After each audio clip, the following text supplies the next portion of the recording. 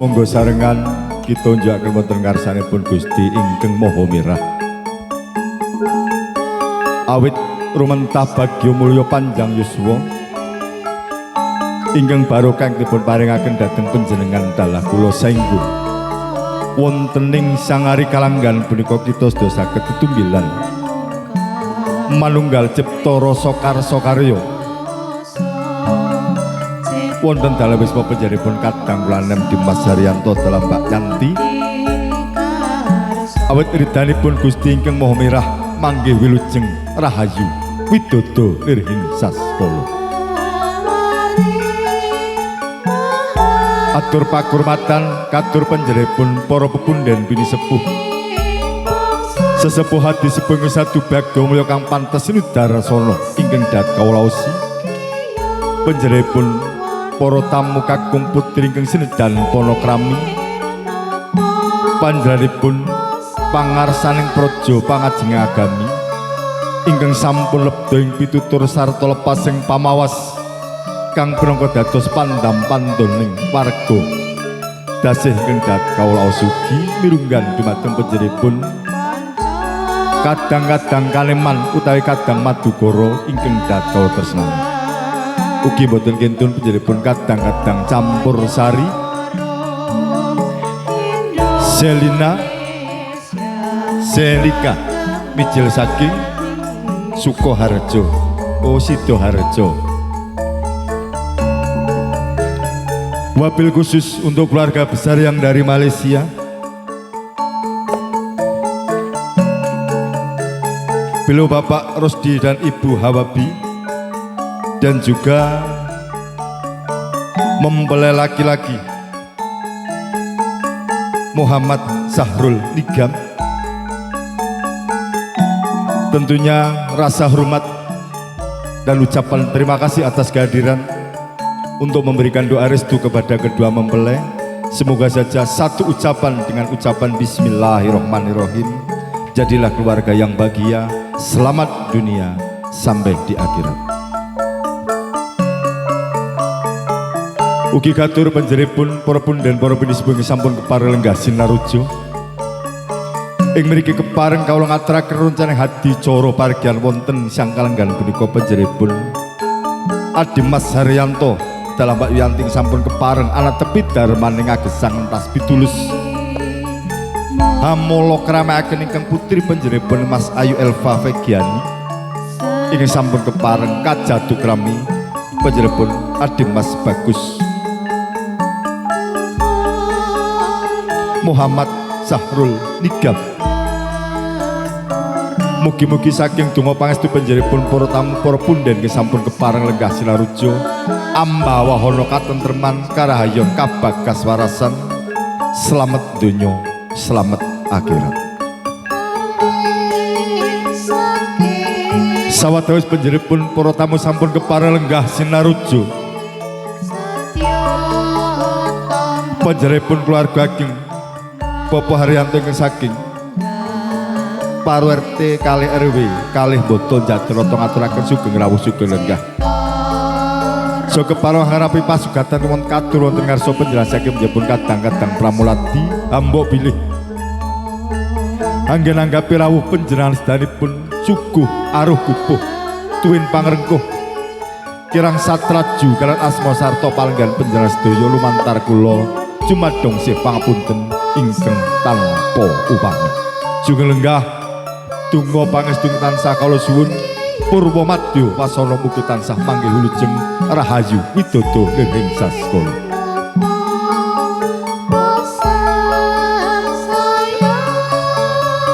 Rerencanang adi coreng pisan ing mangke mijil hatmaja wilanganten putri panjenenganipun Mas Ayu Elva Vegiani ing mangke nyuwun gungan katur panjenenganipun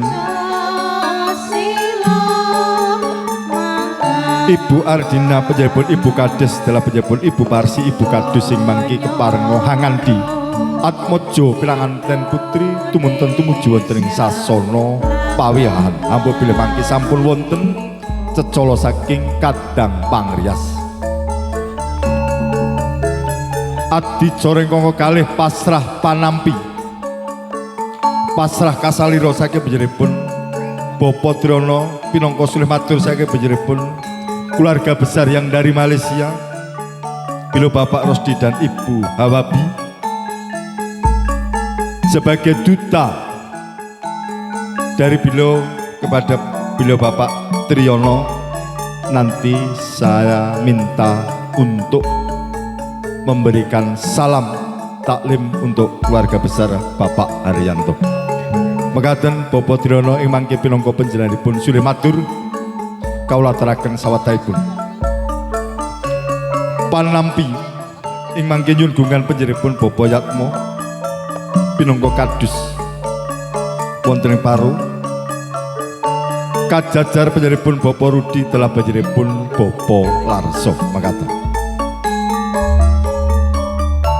panggihat mojo pilanganten saringbit kanthi tangkep asta tartam tunyuwun wonten ngarsanipun Gusti ingkang Maha Mirah keparenga panjenenganipun Bapak Triyono ing mangke paring donga pangestu lumantar doa manut satataning agami Islam ingkang rinasuk murih sedaripun panggih rahayu nyuwun wonten ngarsane Gusti ingkang Maha Mirah satemah babar katentreman tuwin kawilujengan.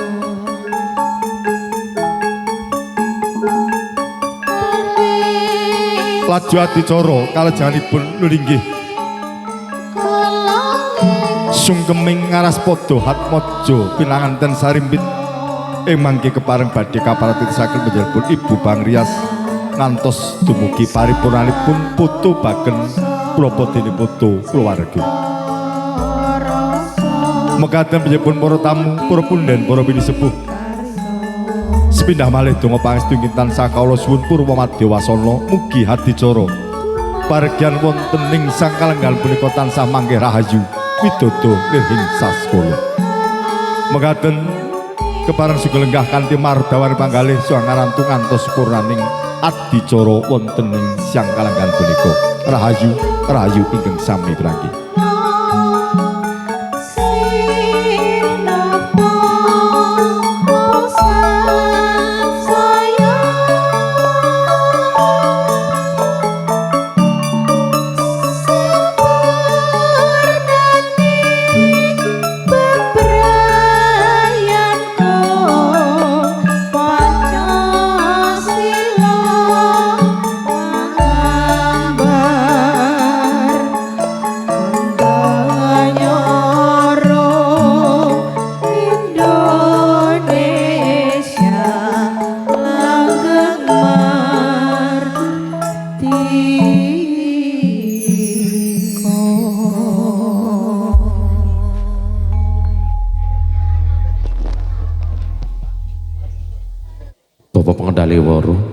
Sepanun sanget sampun kaparing ngaturi wedal dhateng kawula. Diriji kunjuk sedan dipun nggih warta berken rahmatan. Sinabi hadrantu siap maca pinanganten kekalih anggenipun kados busana. Saking kula sakadang Baryagung kadang-kadang pametri budaya ingkang ediluhung kepareng ngaturipun sawetawis kinarya hami alih suwining swasana wonten ing siang kalenggahan. Bila kati pengaten kudu dumateng panjenenganipun kadang-kadang selika sumangga nuwun dipun samangtaken setunggal langit yukata kudu dumateng panjenenganipun sedaya para kadang ingkang sampun kaparang rawuh wonten ing siang kalenggahan. Dadugi boten katalungan kudu dumateng panjenenganipun para tamu ingkang sak perangan mobilih wonten pareng kunduripun dherekaken mugi sak marga-marga tansah manggih rahayu ngantos dumugi papan panggenanipun sowang-sowang. Sumangga nuwun kudu dumateng panjenenganipun kadang-kadang selika dipun samaktaken.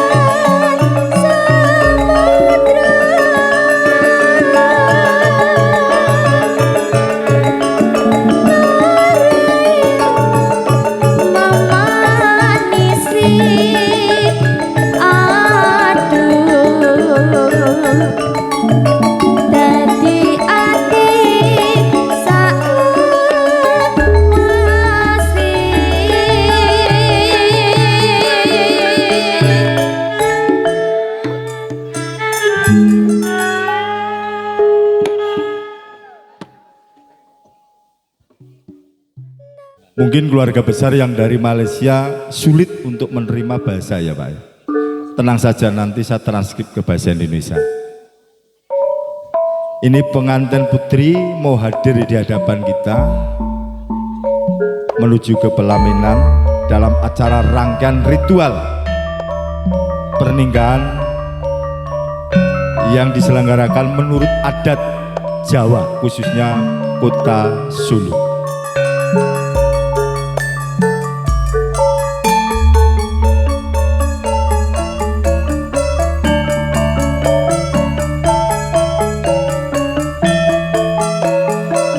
Kumandang suarani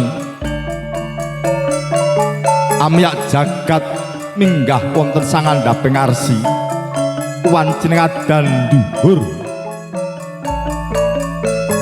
kasembadan karsaning Atmojo Piranganten Putri Dyah Ayu Elva Vegiani putri panjenenganipun Bapak Gimindalah Ibu Yanti ingkang mijil saking laladan Paro RT kalih RW kalih Boto Jatiroto.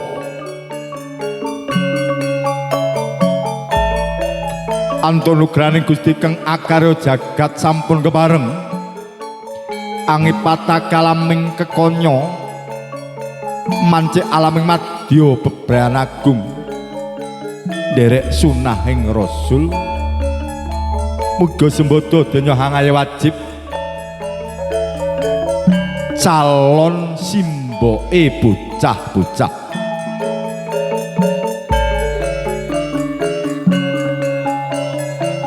Sinurung Yangarka Kang Padang sumilak sapecak kendel sapecak mangu tumengweng angkasa minta wilasaning sih Gusti Kang Akarya jagat Atmojo Piranganten Putri samarga-marga tebah dodo unjal bojro hirawana kalamun tawus kasembadan kaiden Gusti Kang Akarya Loka sarta antuk pandunganing para pinisepuh wonten ing ari kalenggan braka sampun kepareng kaijab kabulaken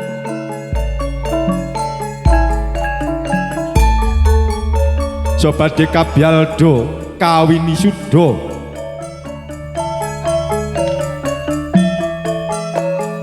kanthi tresna asuh asih salebeting wardaya panjenenganipun Ibu Kades dalah panjenenganipun Ibu Kades pinangka sesepuh pepunden kepareng Hanganti Atmojo Piranganten Putri tumuju wonten ing sasana pahargyan.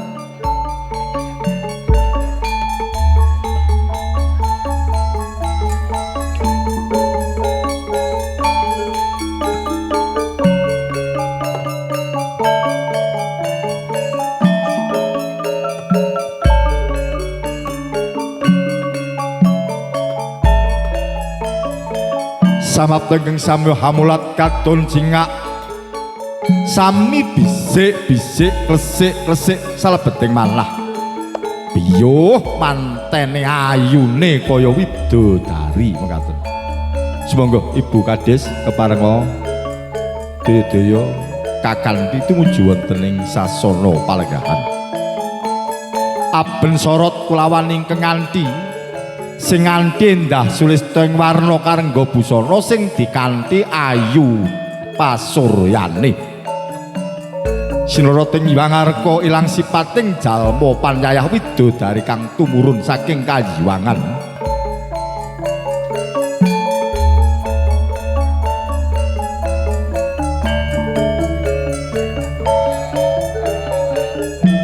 kahiring wanudya 3 cacahe Tri Wanudya Tri Telu Wanudya Prawan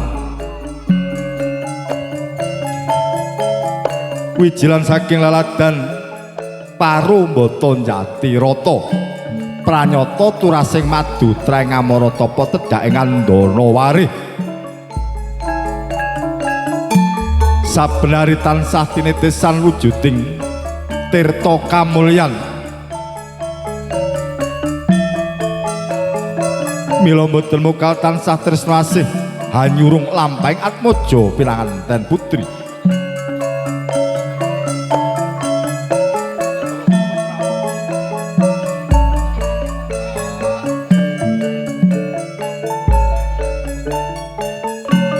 Rep tidem permanem tanana kang hanyabawa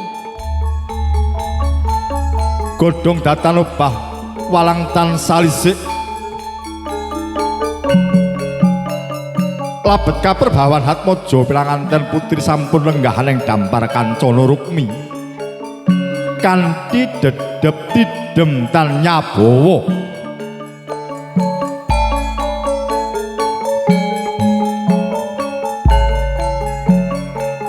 kanthi senjata liring netra kumlawen ngasta tanggap sang duta Caraka ya sang duta besar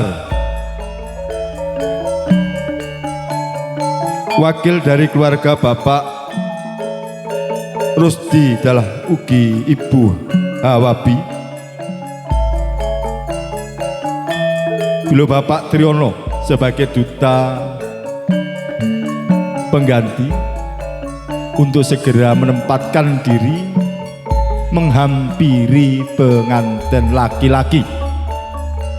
Pada kesempatan yang berbahagia ini akan disatukan hati, perasaan, rasa agar bisa menjadi satu dan akan melahirkan seorang putra maupun putri yang soleh solehah. Begitu untuk keluarga yang dari Malaysia. Wabil khusus Bapak Triyono, waktu dan tempat saya persilahkan untuk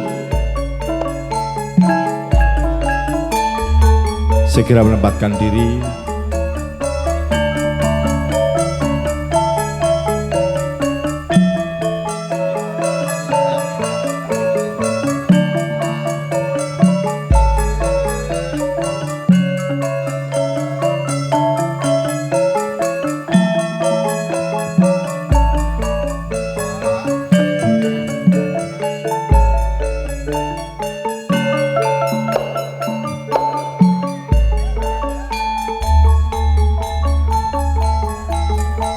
Bapak Rusdi dan Ibu Hawabi sabar nggih. Sabar nggih.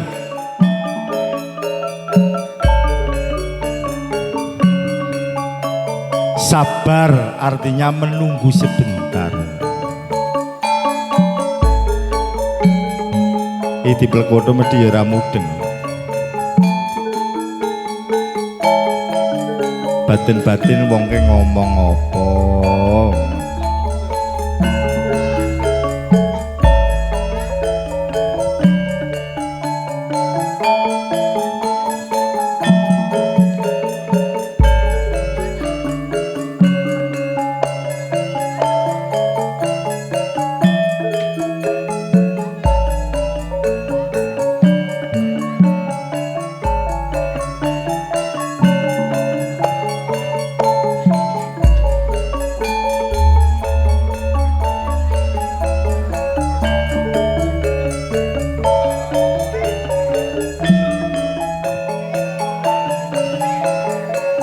Calon mempelai laki-laki sudah mempersiapkan diri, tolong jangan cepet-cepet mas, kasihan karena perjalanannya naik.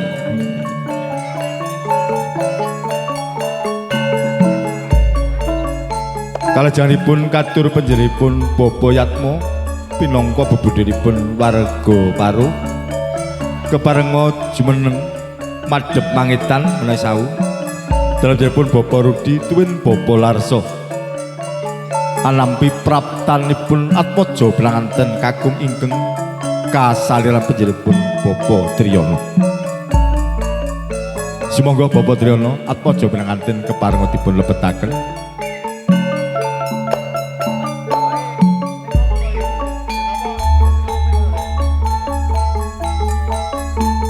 Kepada beliau Bapak Rusdi dan Ibu Hawabi, tolong di belakangnya pengantin laki-laki.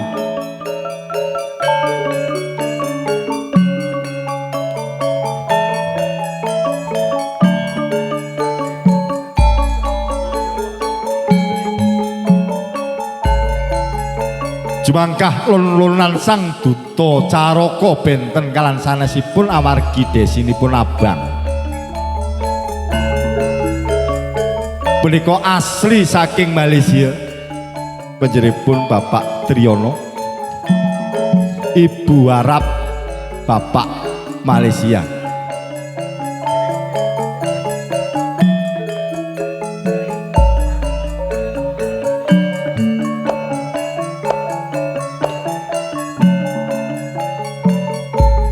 Tumanggap sasmita sang duta Caraka kekalih sampun benajeng aben sorot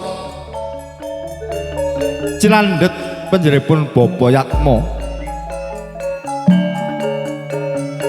lumadening adicara lung tinampen dumateng panjenenganipun kadang-kadang campur sari seliha kepareng kasuwuk gedhengipun. Mungkin dari keluarga Malaysia agak bingung sedikit, ini mau diapakan gitu ya Pak ya. Ini apakah mau disuntik atau diapakan? Betul Bu? Mungkin Ibu merasakan sesuatu kalau di sana AC bayar ya Bu. Kalau di sini AC-nya alam, segar. Maka di sini saja nggak usah balik ke Malaysia. Mekaten panjenengan para tamu, semoga dumateng panjenengan Bapak Triyono wekdal kula aturaken lumadhi adicara pasrah matur nuwun. Lumintu sih wilaksani Gusti hamba Bardoyo pangaribawa mugi kawilujengan karahayun miwah katentreman tansah kasarira kajiwa wonten ing ngarsa jengantika sami amin. Assalamualaikum warahmatullahi wabarakatuh. Alhamdulillahi rabbil alamin wa bihi nasta'inu ala umuri dunya waddin. Salatu wassalamu ala asrafil anbiya wal mursalin sayyidina wa maulana Muhammadin wa ala alihi wa ashabihi ajma'in mawa'du. Katur junanipun para pemuda sepuh, para bini sepuh ingkang hanggung maestuti dumateng reh pepoyan ingkang utama ingkang dahat kena bekten dinanggung junanipun Bapak Yatma ingkang monggo nyuli saliro so nyuli matur saking jenenganipun Bapak Haryanto sekalian Ibu Yanti pidalem wonten ing Paro RT kalih RW kalih Boto Jatiroto Kabupaten Wonogiri. Murwakani atur semoga sarengan kita puji syukur wonten ngarsa dalem Gusti Porba ningrat ingkang sampun paring mapinten-pinten rahmat kawilujengan katitik siang kalenggan samengke kula telah panjenengan sami waget makempalnya wiji kanthi mardu miwah mardikaning panggalih mugi pargian prasaja siang kalenggan samengke purwa madya ngantos paripurna winantu sagunging karahayun amin ya rabbal alamin. Kaping kalihipun sholawat miwah salam tetap katur panutan kita mustikaning jagat baginda Rasulullah Muhammad sallallahu alaihi wasallam ingkang tansah kita antu-antu syafaat pitulunganipun benjang wonten ing yaumil kiamah amin ya rabbal alamin. Katur panjenenganipun Bapak Yatma ingkang monggo cundhakaning pangandika saking jenenganipun Bapak Haryanto sekalian Ibu keparenga kula ingkang monggo nyuli salira saking keluarga ageng Bapak Rosdi sekalian Ibu Hawabi wingking sangking Senai Johor Malaysia kepareng ngaturaken wigatos sing sedya bisawanan wonten ing kalenggahan siang menika. Kaping sepisan kula dalah rombongan ngaturaken kula nuwun takdim katur keluarga ageng kanthi waosan assalamualaikum warahmatullahi wabarakatuh. Salajengipun saderengipun jangkep kula matur nyuwun pangapunten mbah bilih mangke anggenipun kula matur menapa dene anggen kula marak sowan sekalian keluarga ageng yang saking Johor Malaysia kathah kekirangan saha kalepatanipun nyadong duka mugi paring pangapunten dumateng kula sarombongan ingkang angka 3 rehne kula ingkang monggo piniji nyuli matur saking keluarga ageng Bapak Rusdi sekalian Ibu Hawabi nak yenaken pepetangan ingkang sampun bilih keluarga ageng saking Malaysia lan ugi keluarga ageng ingkang saking Paro rikala semanten kepareng badhe berat Sukerto Memolo ingkang putra putri kekasih pun kusumaning ayu Elva Vegiani putra saking jenenganipun Bapak Gimbin sekalian Ibu Yanti kepareng ing mangke jinatu krami daup kalian kadang kula werda kadang kula taruna pun Adimas Muhammad Syahrul Nizam putra saking jenenganipun Bapak Rusdi sekalian Ibu Hawabi ingkang saking Malaysia. Para dinis yang kalangan samangke ingkang sampun kita wuningani tumapa ing ijab kabul sampun kalampah kanthi mardu wiwah mardikane menggalih mugi-mugi anggenipun ngancik bebrayan lelomban madyaning bebrayan agung atmaja temanten temah pikantuo nugroho saking ngarsa dalem Gusti Allah Subhanahu wa taala. Tundhonipun anggenipun sami-sami mangun bale wisma mugi pinaringan keluarga ingkang sakinah mawaddah warahmah bahagia dunya dumugi ning delahan samangke amin ya rabbal alamin. Jangkep ingkang salajengipun nadyanto adat budaya Malaysia kalian Kabupaten Wonogiri mbok bilih mboten tebih Mas Joyo mboten tebih menawi Malaysia menika nggih wonten ingkang kawastanan Salakirabi jejangkeping tiyang Palakrama menika kala wau lumantar kula paring sesanggan jangkep namung mboten saged kawijiling lesan mboten saged pun aturaken setunggal muga sawiji kinarya kangge jejangkep anggenipun Palakrama pun anak angger Muhammad Syahrul Nizam. Lajeng saking keluarga minangka ngraketaken tali kekadangan menika kula ugi wonten wujuding Radana Aji winingkis wonten ing delancang seta napa coklat nggih kula dereng mangertos. Oh coklat nggih. Coklat nggih wonten seta nggih wonten menika ingkang kawastanan Urun Serakah lan ugi pinangka katresnan saking keluarga ageng kadang Besan Sutresna. Wonten jangkep ingkang salajengipun keranten panjenenganipun anak angger Muhammad Syahrul Nizam menika sak dinten samangke kepareng jumandhuk wonten ing Dusun Paro Desa Boto Kecamatan Jatiroto ugi ngawontenaken paseksen ingkang rupi Tata Negara.